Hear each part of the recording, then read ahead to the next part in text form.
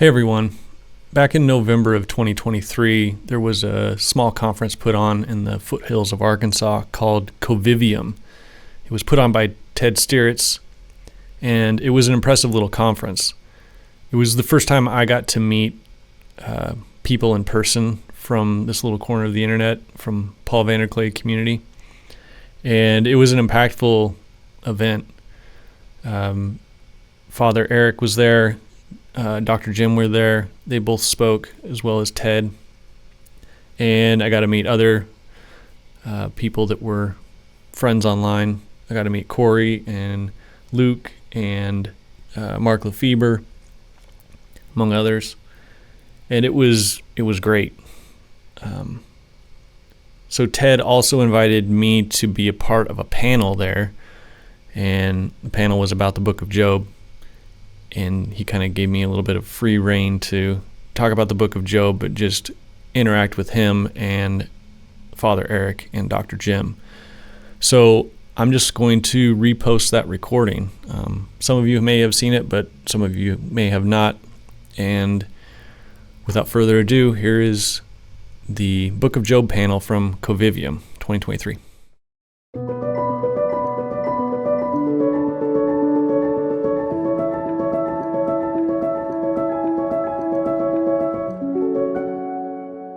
So, just basically, as much as you want to talk, go for it, because this is your chance. We're here to just have some discourse. Can we get a little introduction? Yeah, I don't really know you that much. I'm glad you're here. Yeah, so Jess, give us a rundown on your credentials. My credentials, or your story, which is more interesting. My quick story is I was raised in a Nazarene church. My parents became Christians when I was 8. So I was young, but I remember my parents' conversion, and then subsequently me and my brother and my sister became Christians. My brother and sister are adopted. I'm homegrown. So a lot of my story is influenced by my parents, because after a while going to the Nazarene church in our town, which my parents just picked because that was where our neighbors went, and our neighbors are the ones that led my mom and dad to the Lord. And then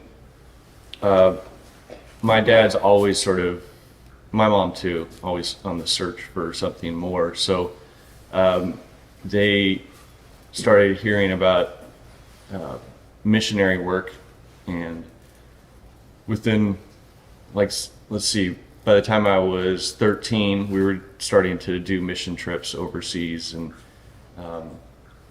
with a group called Youth with Mission, which is a non-denominational Protestant missions organization, and it's huge. It's sort of decentralized. It's not as the Southern Baptists have a gigantic missions program, but it's very hierarchical. YWAM is basically the hippie version of that. Sort of born out of the Jesus movement in the 70s. It was founded with the idea that young people would go all over the earth and preach the gospel. So this captured my mom and dad's heart, and so we started doing just that. And when I was 15, my dad was a professor at the University of Idaho. He taught electrical engineering. He's a very smart man. And then he quit his job at the university and became a missionary full-time. And we stayed in the States, so we didn't go overseas or anything. But so that was... Then after I graduated high school, I was just going to go into missions as well. And in a strange way, I won't get into much detail because it's a long story, but God basically called me out of missions work. Normally God calls people into missions work. And I went to school. I went to audio engineering school. I went with the idea that I would produce music someday. That didn't work out. Instead, I ended up in video production, met my wife along the way. We had 3 children, and I've been doing animation and video production for the last, 10, 15 years. So, but all through that time, since God called me out of missions, I kind of went through a cliche at this point deconstruction period, which all evangelicals should go through, I guess. and so I found myself not necessarily floundering in my external life. We're still going to church. I've got small boys at home that I'm raising them. We're still, nothing externally is being changed that much, but internally I kind of had a storm going on for 10 years or so, and then that's kind of what brought me to this little corner and to be in fellowship with all you folks here, and is in the wake of Peterson, and then being a part of Paul Vanderklay's community. Really, God has I guess answered the questions that threw me into the deconstruction, and so I've emerged out of that into a fuller life, a fuller faith, and I'm really grateful for it, and that's kind of why I'm here, is because it was so meaningful and helpful for me, but also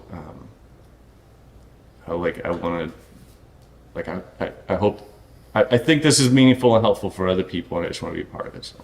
Yeah, very good. And the book of Job had a little something to do with that? Yeah, so part of it is I had this, the book of Job just sort of haunted me for a while, because it's one of those obscure books, and mainly I was trying to figure out why the heck God was talking about Leviathan, and then immediately after Job is comforted. Like, so these two facts is like, okay, God seems to be proud of Leviathan, and this helps Job, and this was entirely confusing to me. Even though you are living through it.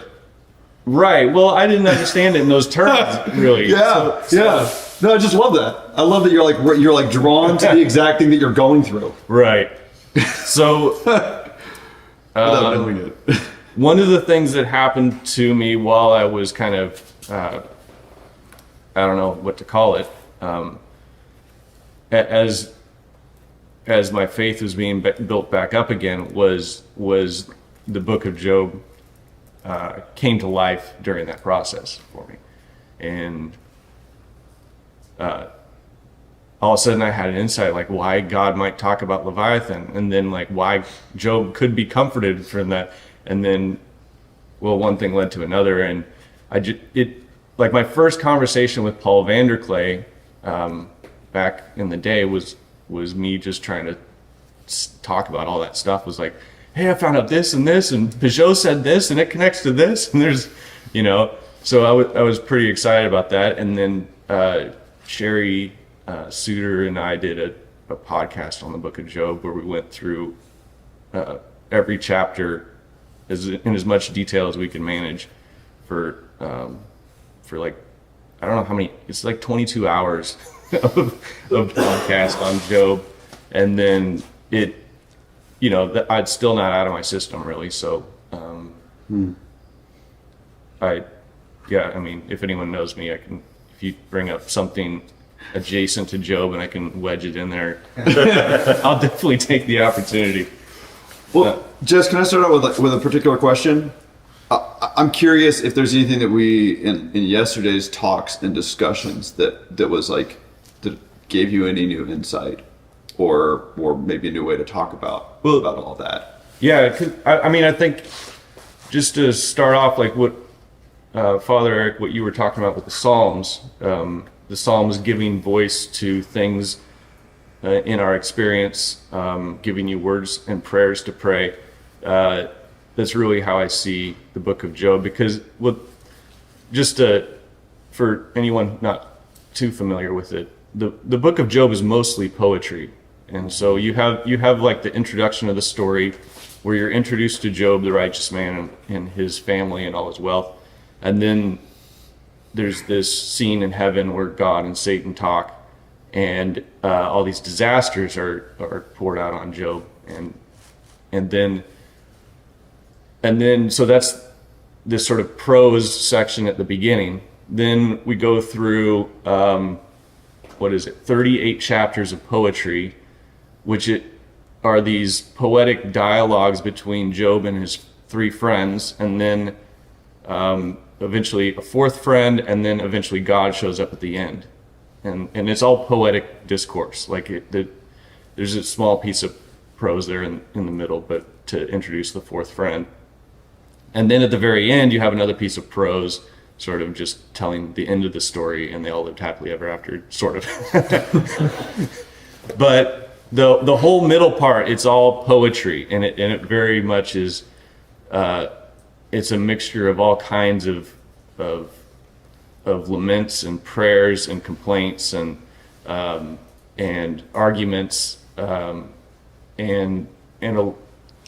just as we can go through the Psalms, and they kind of give words that we can pray in all the depths of and widths of human emotion.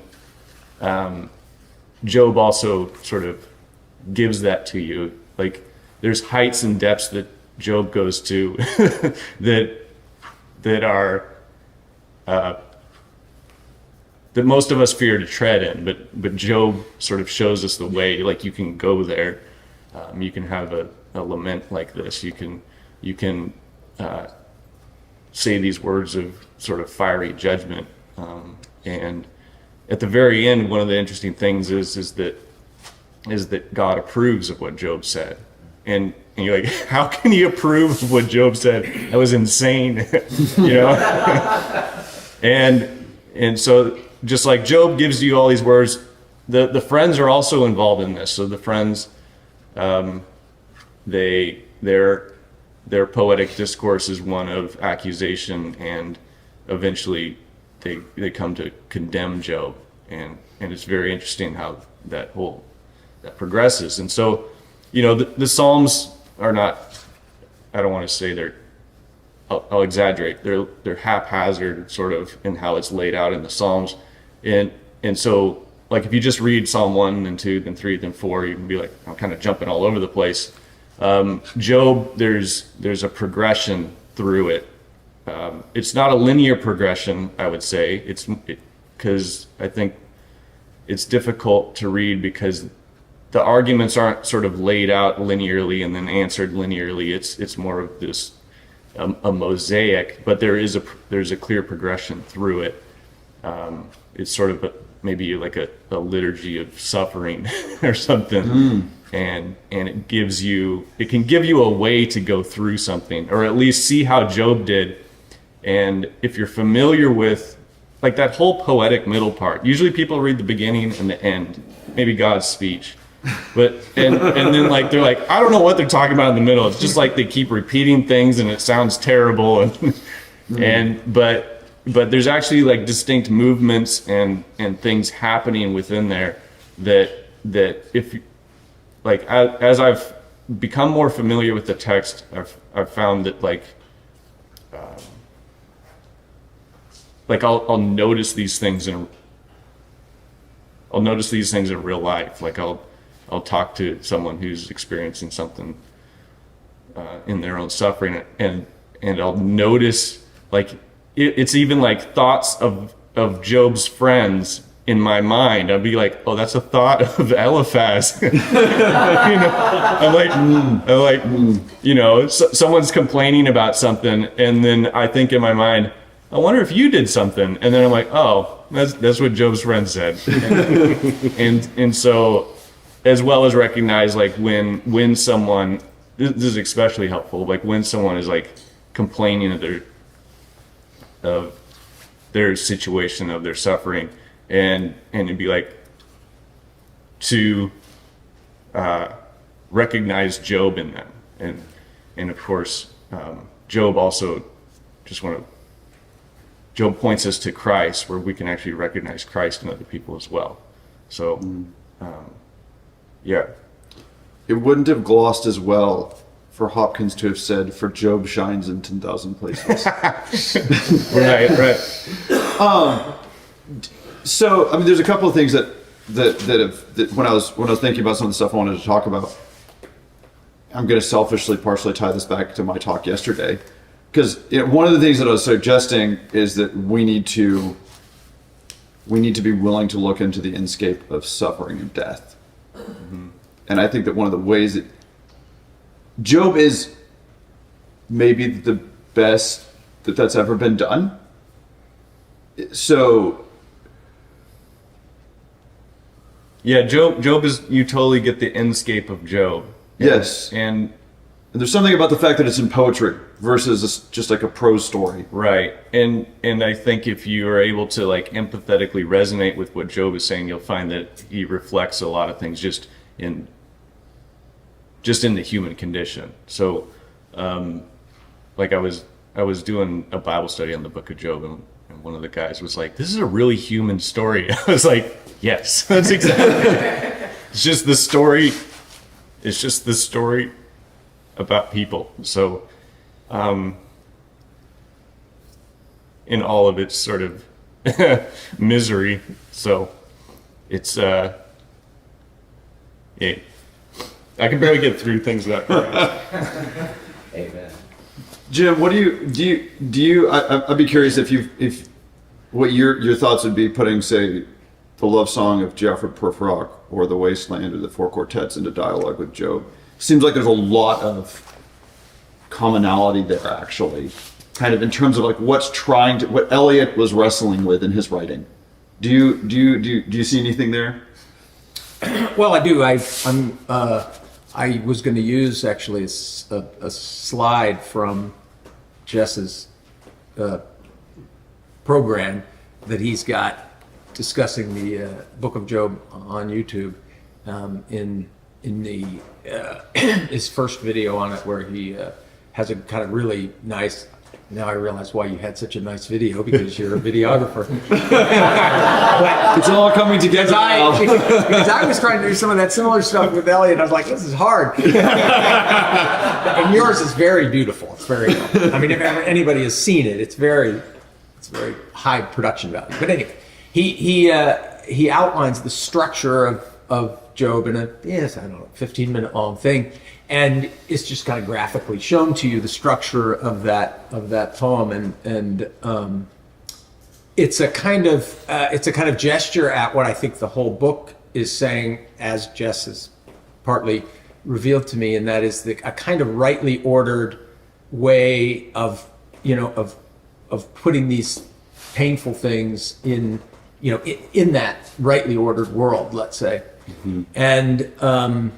I don't know if I'm going to get back to Eliot directly, but I've had this experience in my life. I think most people have probably. When I was young, bad things happened. A friend of mine died. My aunt, who I wasn't that close with, died in a very bad way.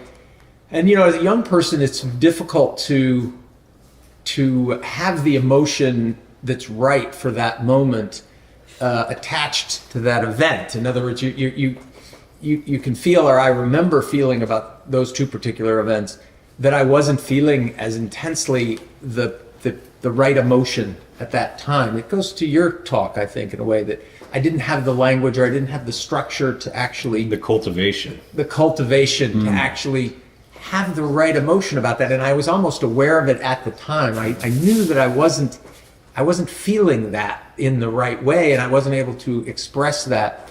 And then at other times, I felt this sense I talked about with Eliot, where there were, here's an Eliot phrase, there were squads of emotion within me that would come out in a kind of inappropriate place, or in an intensity that was inappropriate for the time or the moment, and it would be a kind of threatening thing. It would be a kind of scary thing that you knew you had to pull back because it didn't fit with the moment, or it didn't connect to it wasn't rightly ordered. Are you saying that you were a teenager? I was a teenager. And so I think overall there's this struggle in my life to to put all those things in the right places. And then when they're in the right places, they can have the right connection to the feeling you're having, the emotion. It can be let out and become part of a communal experience in a way that fully exercises it, but not in a kind of way where it will be out of control, or that you won't lose the foundation, or you won't lose the sense of being in a safe place. It's like, is that what you done? Yes, go ahead. The question I was thinking was, did you have somebody who walked through that with you, showed you how to do it? Did you have somebody who educated it, or did you have to kind of go out and figure it out on your own? I think overall in my life, because I grew up in a secular world, it was mostly up to me to ultimately kind of wander through my life towards some sort of ordering of that. Yeah. And ultimately Christianity became that for me. Mm-hmm. But then, where was that? You distracted me just a little bit, but I'll get back to it.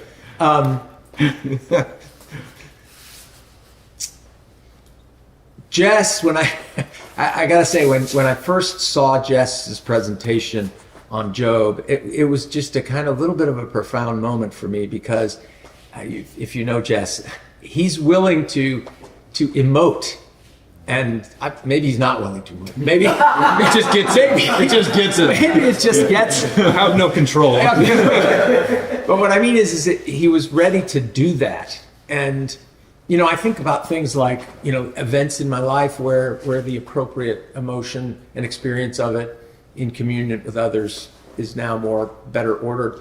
But other things like, just to get really existential here, the events in Israel right now, what is the right response to that?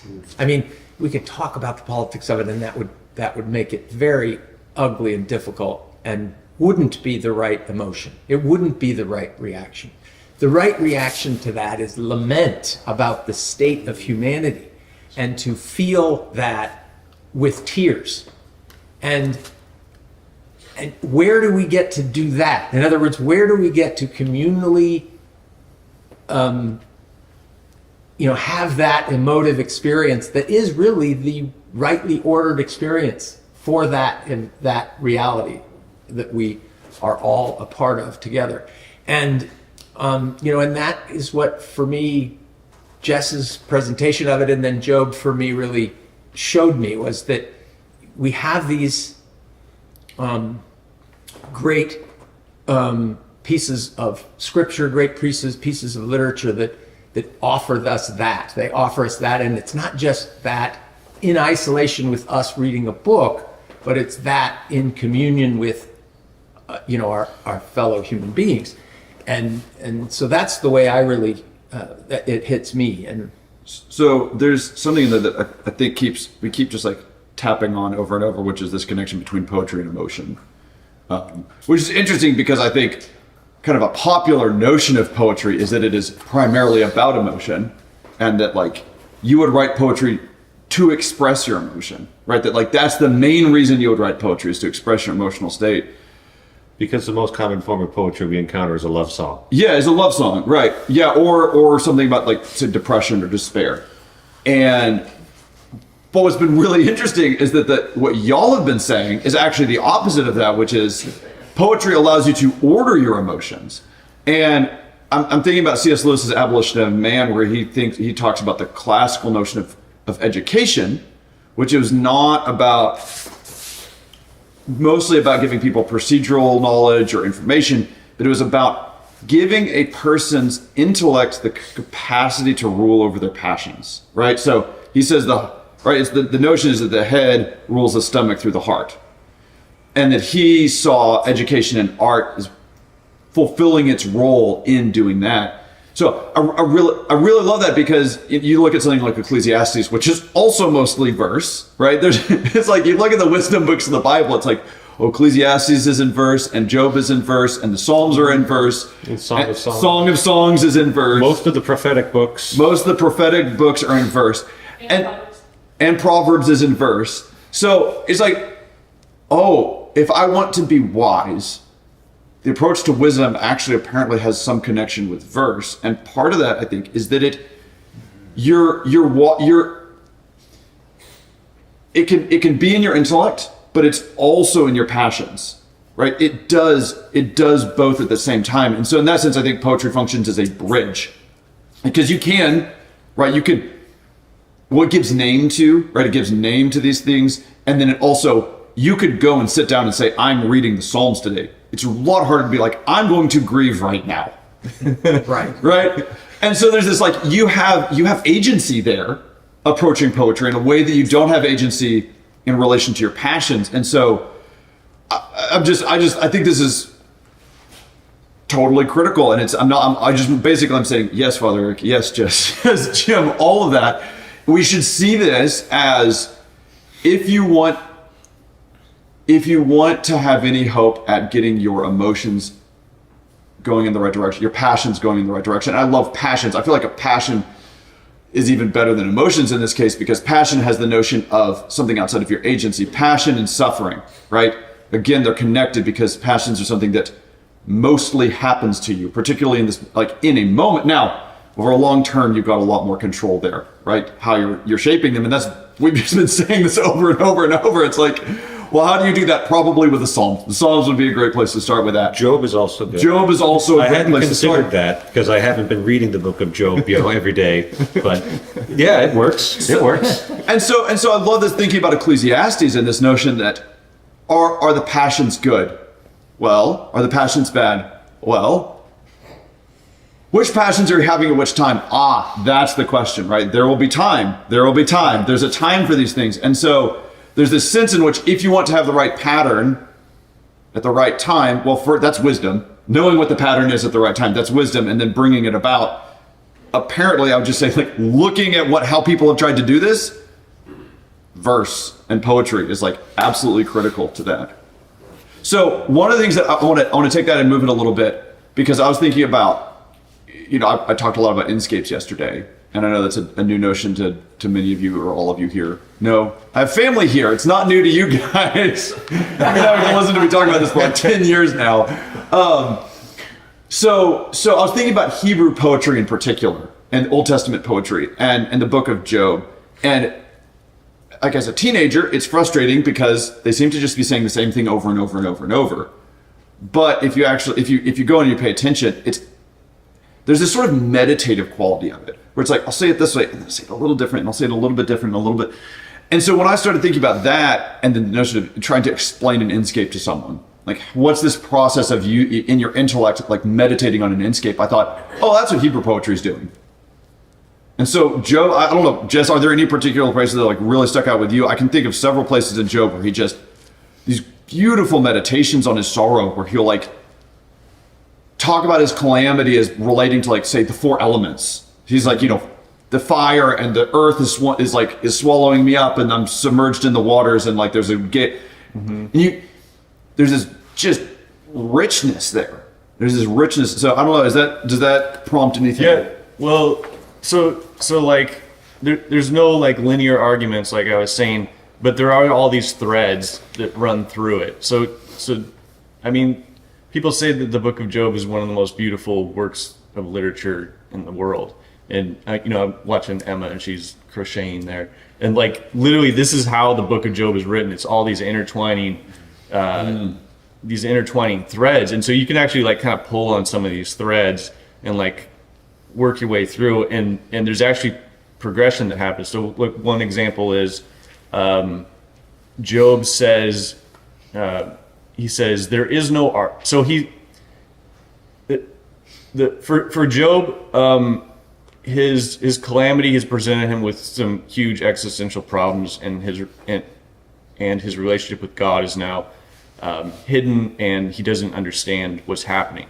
So he frames this as a court case, and he's going to he's like, if only at first he does this. He goes, if only we could meet in court, and so maybe we could sort this out.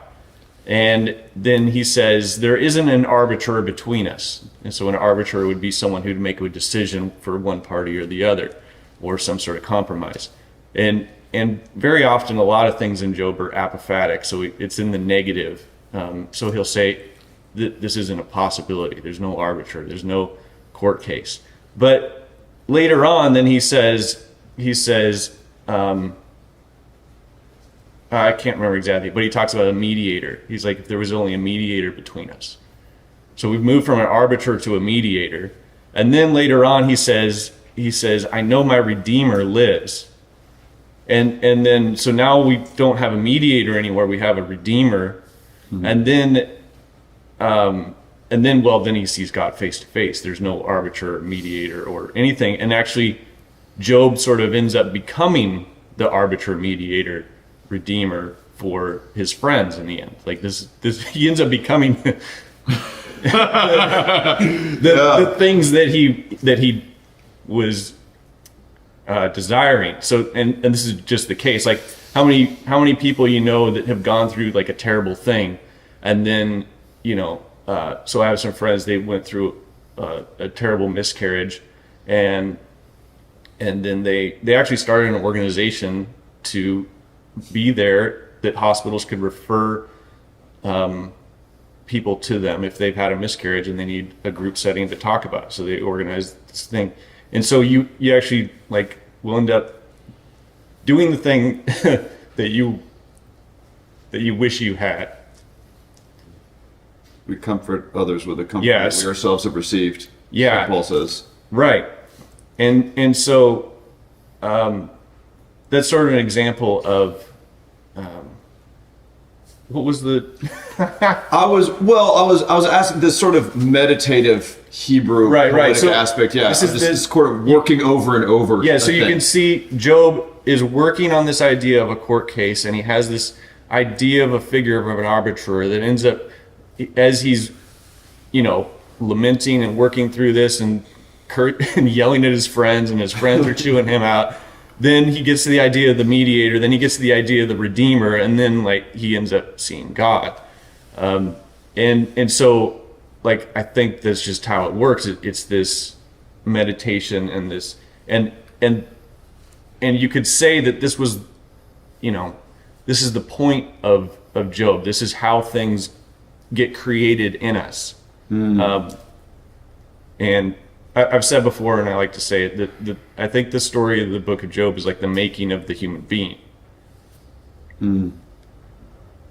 There's so much in this. So good, Jazz. Okay, sorry, do you have something, Paul? I've got something I want to try and tie together here. So Dr. Jim, you talked about your experience with, say, realizing that you need to educate your passions so that they can come out appropriately, and not having, let's say, a mentor or a community and to do this with until you became a Christian? Well, I would say no, actually. Okay. I would say that evolved over time in a kind of incremental way where things came together in many different dimensions of my life. I became a physician, and there's a whole structure of experience there in caring for people and being present with suffering. And then there's my undifferentiated draw to kind of literature and beyond literature, scripture and looking for those moments when it would kind of be a vehicle to organize things, let's say, in the sense of reining in my passions, and then ultimately a house is built.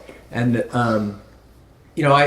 my Christian life is like a lot of people's. I think it's got a lot that's involved in my own idiosyncratic journey that I've been on, but it's also in reference to an external culture that I'm part of, that is a Christian culture, that is a church family, that is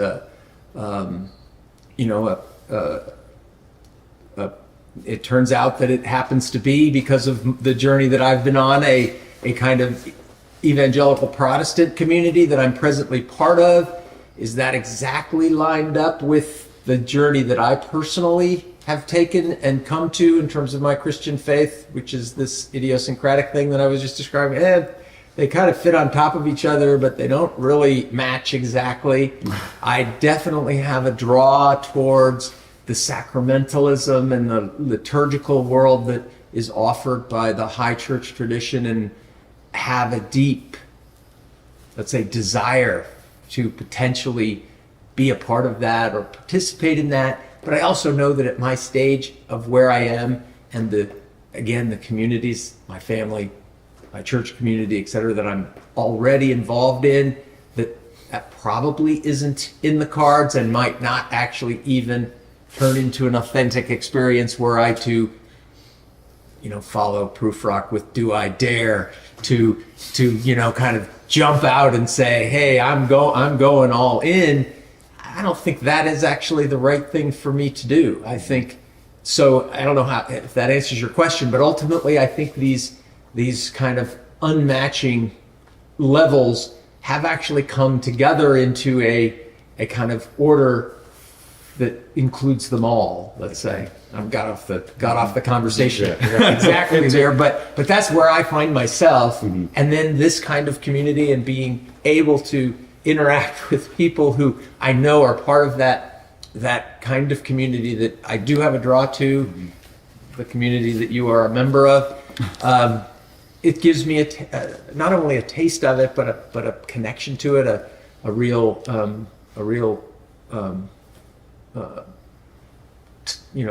ability to touch it mm-hmm. a little bit, and so that's where I'm at. Yeah. So when you were talking about having all of the being a teenager, basically having all of these, we'll say, undisciplined passions, some coming out too intensely, others not being there when you think they would be appropriate. I was like, that's literally me. But that was me, right? Yeah, it was me, and it was through cultivating friendships, especially, and working out my own salvation with fear and trembling in the seminary, that some of that really began to actually fall into place. And it's like, and I'm thinking about, Jess, you start reading the book of Job. How long was it before you wanted to talk to somebody else about it? Oh, like immediately. Right? Immediately, because you're starting to put your life in a good order, right? You're starting to resonate with this story. You're starting to move around a little bit. It's moving you. And that's like something that needs to be shared. I have a funny story about that too. I'll just tell you, and I called up, I sought out Jess to talk to him mm-hmm. when I saw his thing. It was something, and I couldn't figure out how to get a hold of you actually for a while. and so you're a hard man to find. Not really, but I sent one email out to get a connection to you, and it didn't. No, there was no response that came back. So a few months went by, and it's like, I wonder that didn't work. And I just couldn't resist it. I just said, I have to talk to you. Keep knocking. And it was that kind of experience for me, just with his expression of the things that he offered with Job. It was, so your story. I was all excited, and so it was about the Leviathan stuff, and so there's like a group of guys from my church or whatever, and I started talking, and I probably talked for like 15 minutes, But I didn't, I kept referencing Leviathan this, but I didn't say Leviathan. I kept saying Latvian for some reason. And I was 15 minutes in, and someone just looked at me and was like, what's a Latvian? Jess, you and I have shared a particular form of social pain on many occasions. Yes. So another thing I want to pick up that I really loved from this and from yesterday too, is this notion of time and relationship with poetry, and that I think is actually really important to just our approach to life and to reality, which is the notion that it's something that counteracts the notion that things you get it all in the first glance, right? Because with all of us, it's like, for me, this is my wrestling with what Hopkins has had to say for decade. You've been praying the Psalms all this time. This is this, Job keeps. Is your understanding of Job the same now as it was the first that when you like started on? Yeah, It shifts and changes. yeah, under you all the time, and there's new, and then same with with you and Elliot. It's obvious that you spend a lot of time with Elliot, and so I think one of the things that we should see here is that one, if you want to approach poetry, just realize that what you should and you kind of must is that it's gonna be this long this time is going to be a component of it, that it's not the first thing. And in that way, it just mirrors reality because human relationships aren't like that, obviously, right? And skills aren't like that, and disciplines and all of these, it just brings this time component back into anything that we're doing, I think, where it says, and it is that interesting, weird sort of valence to poetry that I find where good poetry it's simultaneously enlightening and hidden at the same time, right? It produces this kind of unmatched insight, and yet at the same time it can also be hidden and even maintain these depths of mystery even as you're starting to as you're seeing it, and so then maybe even deeper mysteries, you start to get into these things where you just it actually becomes an act of faith to sit with it and say, because I'm thinking about when I've read through Job for youth group the first time, I was like, what is going on here? it feels quite impenetrable to people, I think. And so maybe I'm just kind of conjecturing. Maybe one of the most valuable things that you're doing, Jess, is to take something like Job and say, look, if you can have the faith to sit with something like this, like, believe me, like, there will be fruit. Mm-hmm.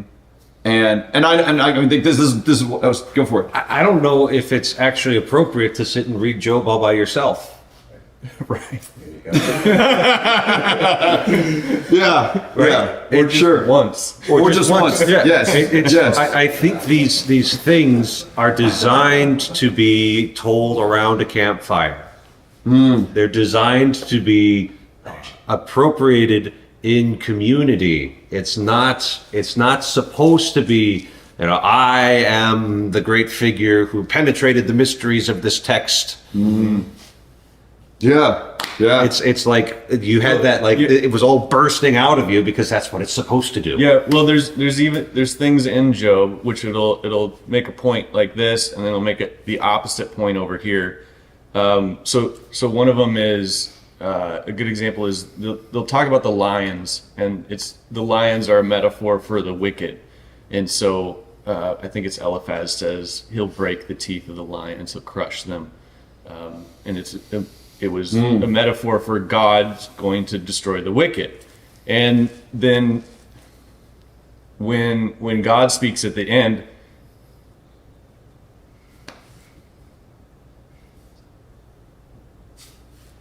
I can't even talk sometimes. Sorry. God talks about he talks about it in maternal terms, where the lion is taking care of their cubs.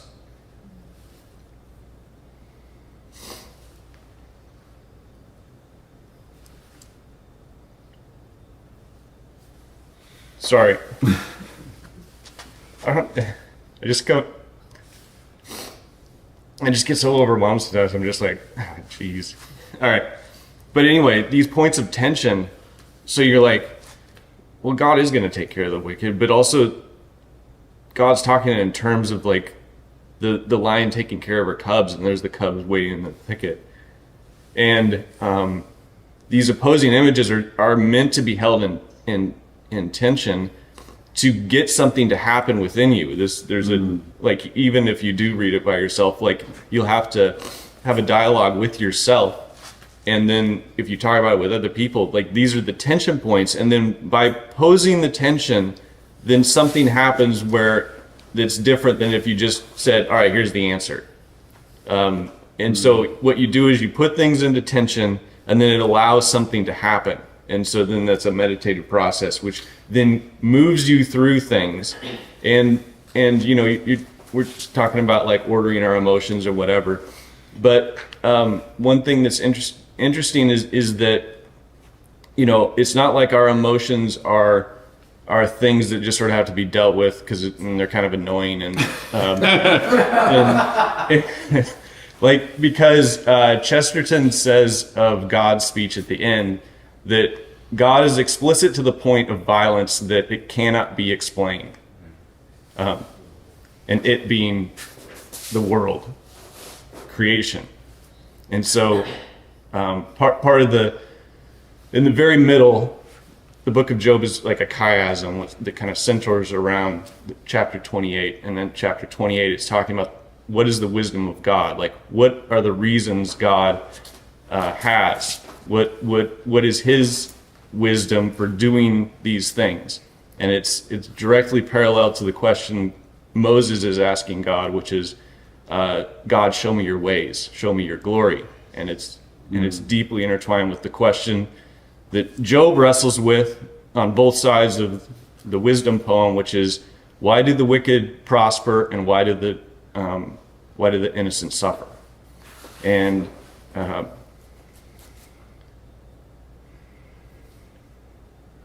the answer we get, and just to say what Chesterton said again, is it cannot be explained.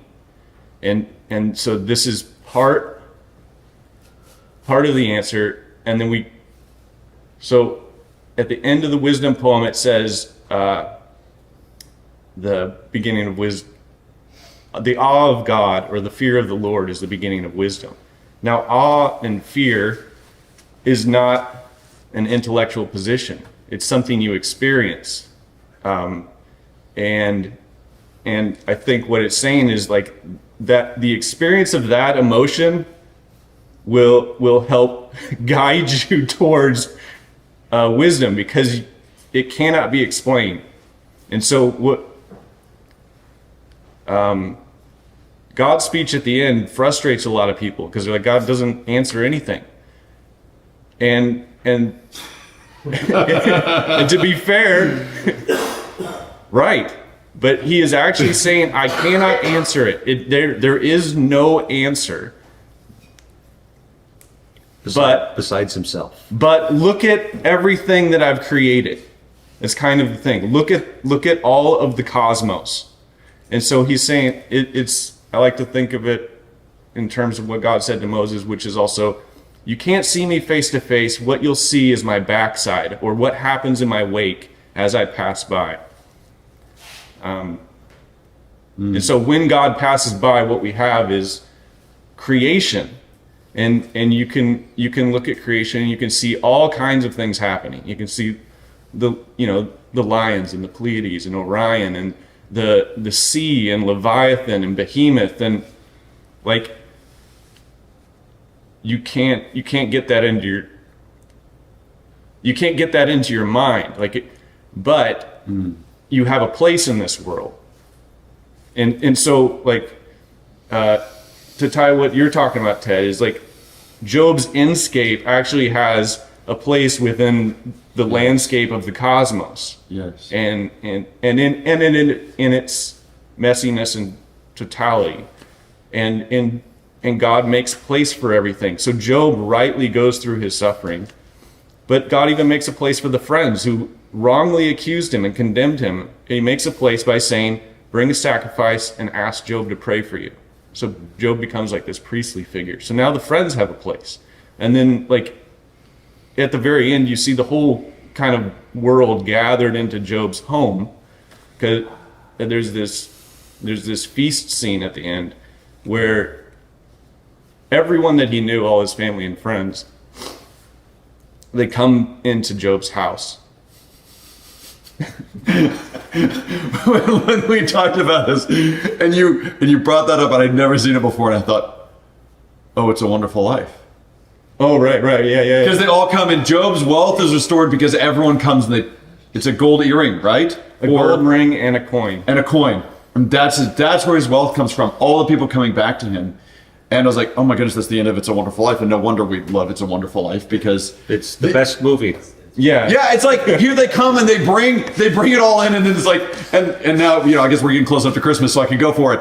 There's the tree of life right there, like adorned with angels, right? And there's the star shining forth from the tree of life, and then the entire cosmos are singing. It's like, wow, it doesn't matter how dead inside you are. It's just like you can't not be moved by it. And so the thing that has been bursting through all this is that, to quote Nate Heil, poetry is witness. Like that, poetry is a witness. And I love what you're saying about Job and a place in the cosmos, because ultimately poetry is not about answering questions.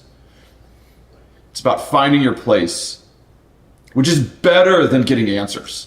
Yeah, and Yeah. Yeah.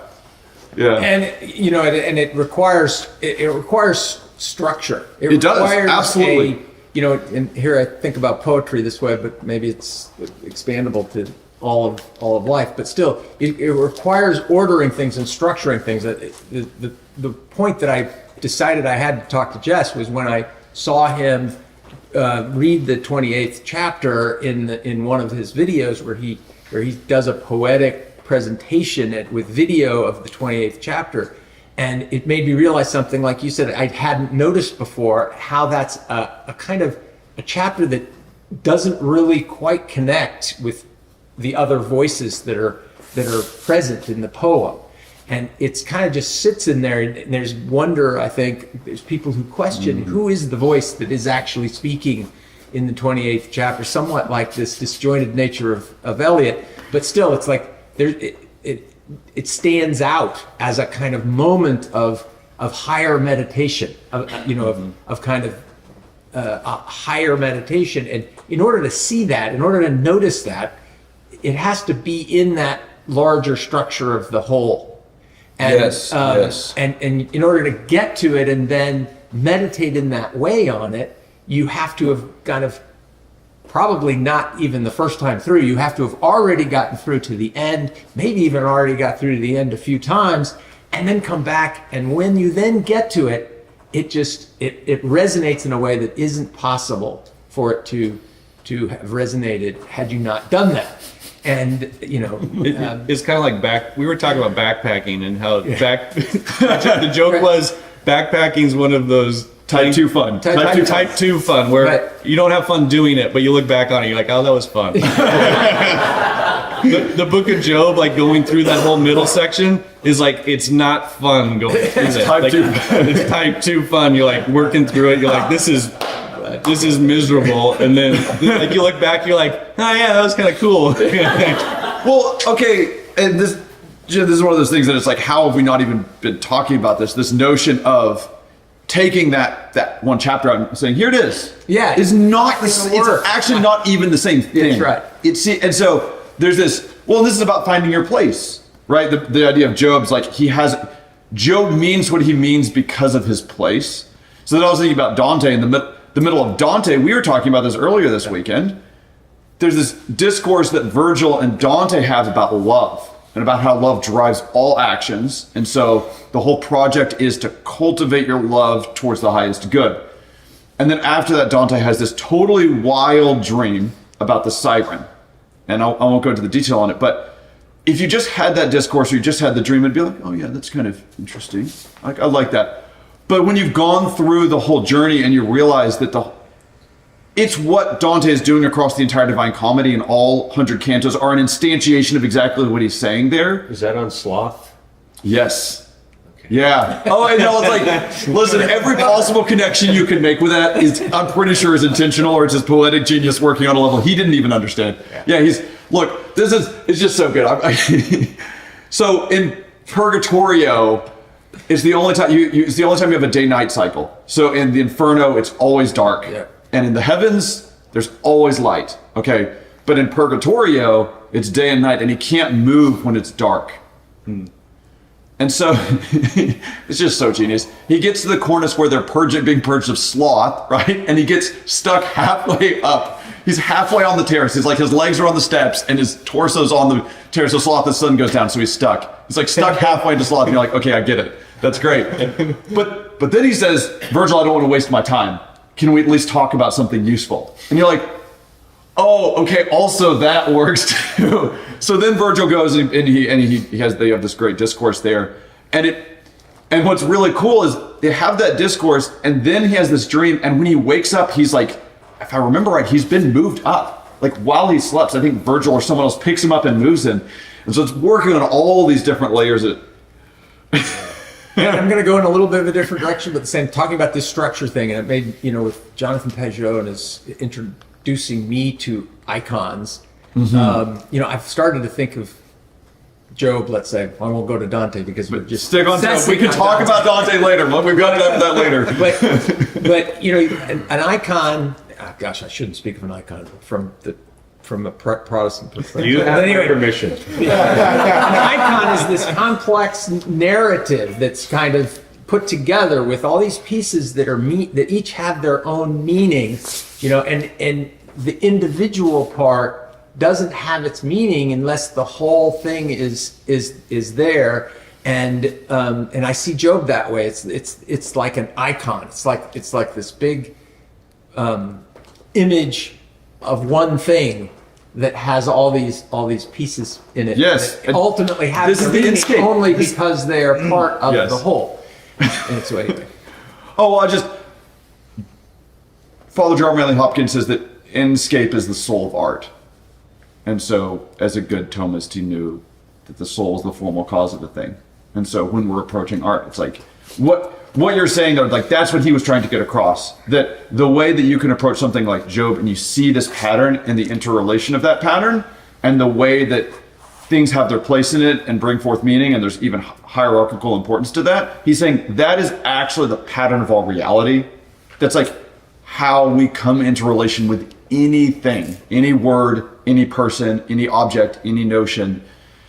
And so in that way, it becomes a training for just how to be as a person, right? That process. So I love it because like it specifically trains you, say, in an emotion, but it also just, that is how we exist. Like, and so to be able to, Job is a harder thing to come in relation to than other things. And so sort of like, let's say that the ascesis of coming into relation with Job could actually be seen as preparation for approaching anything.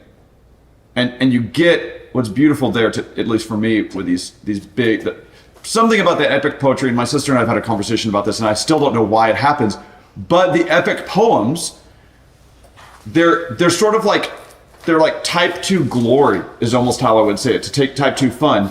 There's this sense in which when you're reading through, like, this is for me personally, the Odyssey, nothing in particular jumps out at me.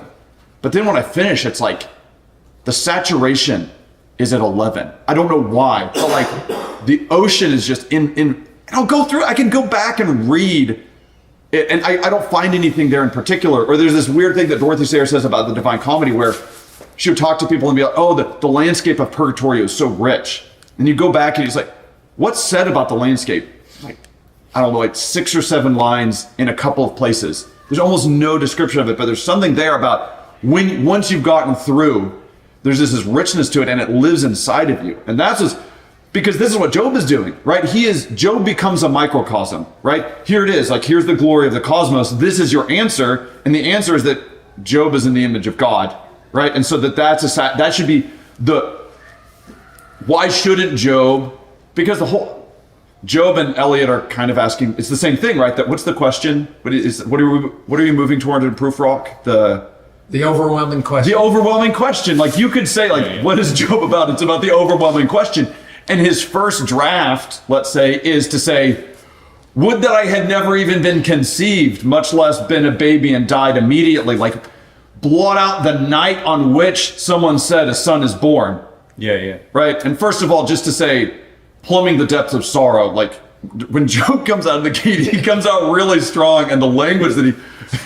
But the answer to that is that he's made in the image of God and therefore a microcosm, and that he should rejoice because that's all for him, and yet he's also for all of it. So one of the like George MacDonald talks about this, not in these terms, but he says the inscape, our own inscape, it matches the landscape of the cosmos. So he's like the world is man turned inside out. and so like when you see a tree, it's not just a tree out there that has its own thing or whatever. It actually matches something inside of you, and you experience the tree as something that is already in you, and but anyway, there, But anyway, he says, just passing on. no. To continue it with in Job, there's this interesting thing. I kind of mentioned it already, that Job sort of talks apophatically. He talks in the negative. So you mentioned like how Job said, "Blot out the day of my birth. I wish I was never born. I wish there was no breast to receive me. I wish I went from the womb to the grave." And so he's it's very terrible. Like, it's a terrible chapter. And Job is the first one to bring Leviathan into stuff. He says, "I want the priests of darkness to summon Leviathan to uncreate me," and you're like, all right. So Job is doing this. It's interesting because Job, like, you got to pay attention, because it's like, it's not totally nihilistic. He's saying, I don't know why I was created. I want to be uncreated. It's very self-sacrificial, I would say. He's not saying, like, I wish everything was destroyed, nothing, where he could have gone, or he could have been totally, and he's not suicidal either. He's not saying, I'm going to kill myself. He basically is posing the question, why doesn't God just finish the job and just kill me? Why am I still here? There's no reason. I'm just suffering. And anyway, so he's speaking apophatically. He's saying, why was I born? Why was I born? Why was I born? And then you go to the speech of Job at the end, and they're basically kind of opposite each other in the book. And so they have this sort of relationship, and God is talking about everything in creation being born. He even talks about the sea being born and then swaddling it in the clouds. So the most terrifying thing in the ancient world, which is the sea where Leviathan lives or whatever, is this newborn baby born, and God's swaddling it in the clouds. And so this happens throughout the book. So Job, the other thing, like you brought up, where Job was talking in 9, I'll just read it here, because he says, so he's talking about God. He who removes the mountains and they know it not, when he overturns them in anger, who shakes the earth out of its place and its pillars tremble. So he's talking about the shaking of the pillars of the earth. Everything in his world is now overturned and destroyed. And then listen to what God says at the beginning of his speech. He says, and Job's making a statement about God's the one who shakes the foundation. And then God comes back, and it's almost like a reflection. He says, where were... Jeez. You want me to read it for you, Jess? I can do it. Where were you when I laid the foundations of the earth? Tell me if you have understanding. Who determined its measurements? Surely you know. Or who stretched out the line upon it? On what were its bases sunk? Or who laid its cornerstone? When the morning stars sang together and all the sons of God shouted for joy. And so you see this it's almost like two images, one of the shaking of the pillars of the earth and one that's establishing, one that's in terror and confusion, and one where the sons of God are there and they're all singing and shouting for joy. And these and I don't think we're supposed to think of these as two opposites. They're actually supposed to be pieces of puzzles that fit together. So one is this shape and one is this shape. And so, like, as far as like the inscape matching the outscape, because God speaks in his speech here through creation, and he's saying the shape of my creation fits this part of you. So. And that's not really an answer. That's not. I would say the other. Father, what have you got? Yeah. I remember being in seminary, right? And they're telling us, how to be good priests, and we're going over like a funeral. So what do we do at a funeral? And basically, the training we got was don't answer questions and don't try and give answers, right? And I was thinking about that as I was going through this, because that was actually the part of the being a priest that I was most nervous about when I was in seminary, was dealing with people who were grieving and suffering and all of that. And I was like, I really would rather just give them an answer and be done with it, you know? And then it's like, okay, how would I respond if somebody did ask me a question of, you know, why did he die like this so horribly? And the only thing you can do in that situation is say, what sort of answer would satisfy you? Like, what could I actually say that'd just be like, oh, okay, well, that makes sense. Thanks for your time. It's like, that's not how we work, you know? And just now hearing these reflections on Job, and now having a desire to go revisit it because it's been a while, really starting to think that that's what the book of Job, that's like the whole point. It's like, no, there isn't just an answer. There isn't some words that we can just play around with that fixes you, and so I can go back to whatever I was doing. It's Yeah, no, I was talking with Mark about this last night, and it's not like there is an answer. It's not like there is an answer and God's withholding it. He's literally, like Chesterton said, it cannot be explained. So one of the things, I mean, it's just made a really interesting thing click for me. So I don't know how many people here are familiar with the Brothers K by the Brothers Karamazov, or however it's. yeah. So when Yvonne and Alyosha they have this really intense conversation kind of early on, and Yvonne is saying, basically he's saying, like, nothing can be done to justify the suffering in the world, right? He's like, I'm out. It doesn't, I won't accept it. But he says something really interesting. He says, I can see, like, I have enough almost like mystical faith to believe that something could make up for it all. Something, I wish I could remember, something so precious and beautiful that everyone would look at it and say, oh yeah, that makes sense. All the suffering in the world makes sense. And Yvonne says, even if that happened, I wouldn't take it. And so what's so interesting is, like, that's actually the moral orientation that you have to be concerned about. Not, do I accept the answer or not? It's, can I believe that suffering can be redeemed? And that's actually more important than saying, do I get the answer or not? Because Yvonne is saying the answer, it doesn't matter if I get answered. I still won't accept it. So I mean, that's what it, and Job doesn't do that. Job says, like, I just want an answer. I don't know if I don't know if my insight's getting through. I don't feel, I'm looking at your faces, I can tell it's not. So maybe I need to let this one stew for a little bit longer, but I'm going to throw that out there. And if you come to some brilliant insight later on in the day, let me know. I mean, he got his answer. He did. He got his answer. That was the presence of God. Job. An overwhelming presence of God answered his question. Yes. Yeah, well, I mean, the thing is like, sometimes you can read it and you're like, I don't get what God is saying, but you have to see that Job does get what God is saying.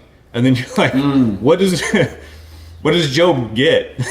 Because it's not exactly clear. So then is the answer for us that we need to be Job?